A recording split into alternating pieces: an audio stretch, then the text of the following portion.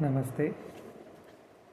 ಅಯೋಧ್ಯಾಕಾಂಡ ಸಪ್ತದಶಾಧಿಕಶತತಮಃ ಸರ್ಗಃ ಸೀತಾಪತಿವ್ರತ್ಯ ಪ್ರಶಂಸಾ. ಶ್ಲೋಕ 11ರಿಂದ 16. ಈಗ ಮೊದಲನೇದಾಗಿ 11, 12ನೇ ಶ್ಲೋಕ ನೋಡೋಣ. 11ನೇ ಶ್ಲೋಕ. ದಶವರ್ಷಸಹಸ್ರಾಣಿ ಯಯಾ ತಪ್ತಂ ಮಹತ್ತಪಃ ಅನಸೂಯಾವ್ರತೈ ಸ್ನಾತ್ವಾ ಪ್ರತ್ಯೂಹಾಶ್ಚ ನಿವರ್ತಿತಾಃ. ದಶವರ್ಷಸಹಸ್ರಾಣಿ ಯಯಾ ತಪ್ತಂ ಮಹತ್ತಪಃ ಅನಸೂಯಾವ್ರತೈ ಸ್ನಾತ್ವಾ ಪ್ರತ್ಯೂಹಾಶ್ಚ ನಿವರ್ತಿತಾಃ. 12ನೇ ಶ್ಲೋಕ. ದೇವಕಾರ್ಯನಿಮಿತ್ತಂ ಚ ಯಯಾ ಸಂಪರಮಾಣಯಾ ದಶರಾತ್ರಂ ಕೃತಾ ರಾತ್ರಿ ಸೇಯಂ ಮಾತೇವತೆ ನಘ.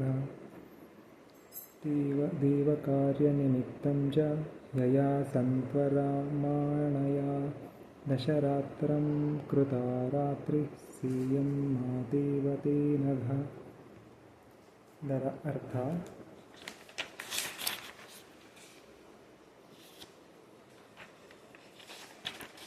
ಈ ಅನಸೂಯೆ 10,000 ವರ್ಷಗಳವರೆಗೆ ಮಹತ್ತರವಾದ ತಪಸ್ಸನ್ನು ಮಾಡಿದ್ದಾಳೆ.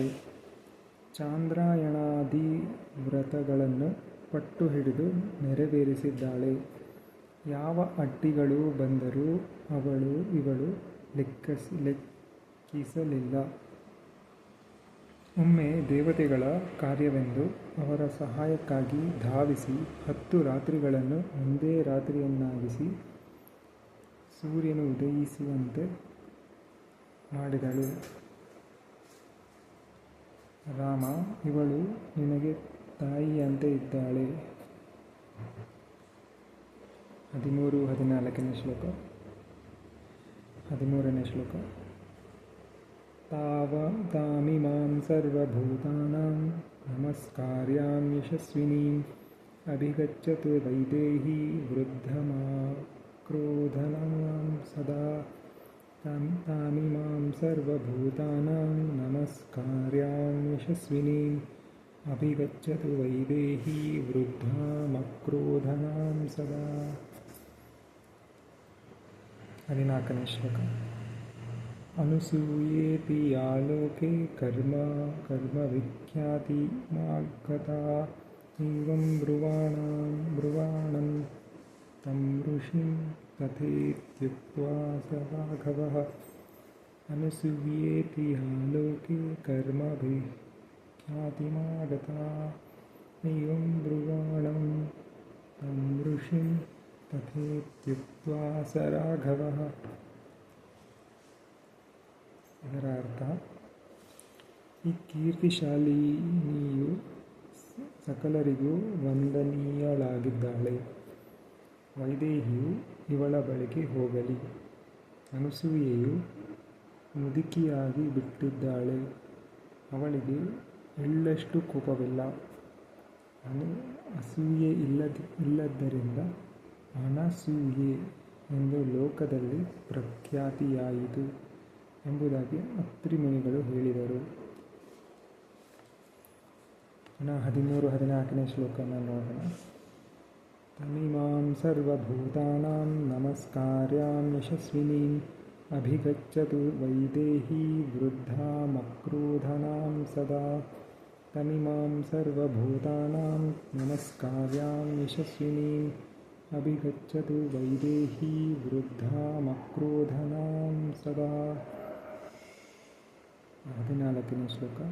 ಅನುಸೂಯೇತಿ ಯಾಲೋಕೆ ಕರ್ಮ ವಿಖ್ಯಾತಿಮಾಗತಾ ಏವಂ ಬ್ರುವಾಣಂ ತಾಂ ಋಷಿಂ ತಥೇತ್ಯುಕ್ತ್ವಾ ಸ ರಾಘವಃ. ಅನುಸೂಯೇತಿ ಯಾಲೋಕೆ ಕರ್ಮ ವಿಖ್ಯಾತಿಮಾಗತಾ ಏವಂ ಬ್ರುವಾಣಂ ತಂ ಋಷಿಂ ತಥೇತ್ಯುಕ್ತ್ವಾ ಸ ರಾಘವಃ. 15, 16ನೇ ಶ್ಲೋಕ. ಸೀತಾಮುವಾಚ ಧರ್ಮಜ್ಞಾಂ ಇದಂ ವಚನಮುತ್ತಮಂ ರಾಜಪುತ್ರೀ ಶ್ರುತಂ त्वेतन्मुनेरस्य समीरितं सीतमुवाच धर्मज्ञामिदं वचनमुत्तमं राजपुत्री श्रुतं त्वेतं मुनेरस्य समीरितं श्रेयोर्थमात्मनः शीघ्रम् अभिगच्छत तस्मिन् सीता त्वेतद्वचः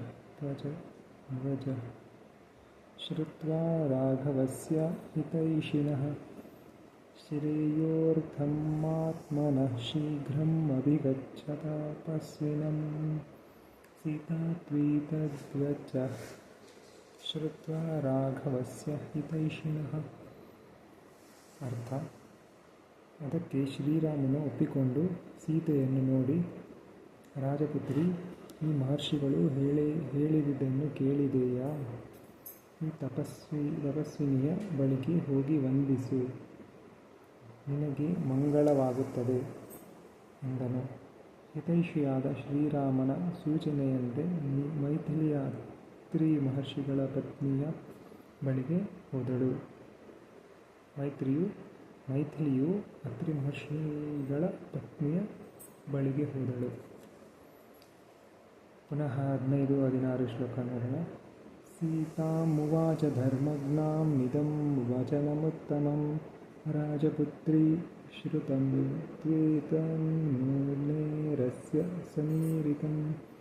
ಸೀತಾಮುವಾಚ ಧರ್ಮಜ್ಞಾಂ ಇದಂ ವಚನಮುತ್ತಮಂ ರಾಜಪುತ್ರೀ ಶ್ರುತಂ ತ್ವೇತನ್ಮುನೇರಸ್ಯ ಸಮೀರಿತಂ ಶ್ರೇಯೋರ್ಥಮಾತ್ಮನಃ ಶೀಘ್ರम् ಅಭಿಗಚ್ಚತ ತಸ್ಮಿನ್ सीता त्वेतद्वचः श्रुत्वा राघवस्य हितैषिणः श्रेयोर्थमात्मनः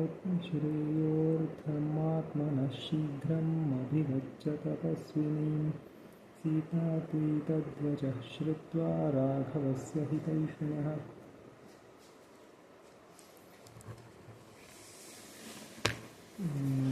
ಮುಂದಿನ ಶ್ಲೋಕಗಳನ್ನು ಮುಂದಿನ ವಿಡಿಯೋಲಿ ನೋಡೋಣ. ಧನ್ಯವಾದ. ಜೈ ಶ್ರೀರಾಮ್.